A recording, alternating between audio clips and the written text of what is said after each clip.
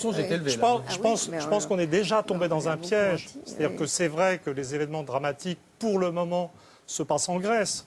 Et la Grèce est effectivement rançonnée par le système qui s'est mis en place.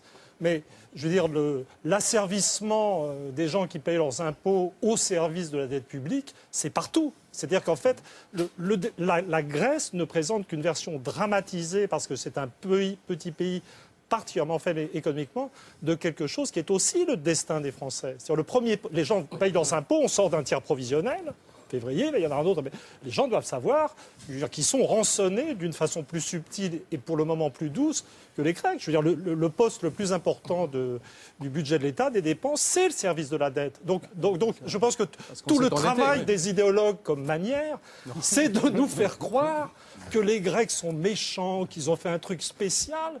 Mais je veux dire, les Grecs, si, c'était tout à fait implicite. Non, j'ai jamais dit ça. Si, vous avez tout à fait implicite, c'est intéressant, c'est votre lecture. Bon, donc c'était tout à fait explicite. C'était tout à fait explicite. Je voulais vous épargner.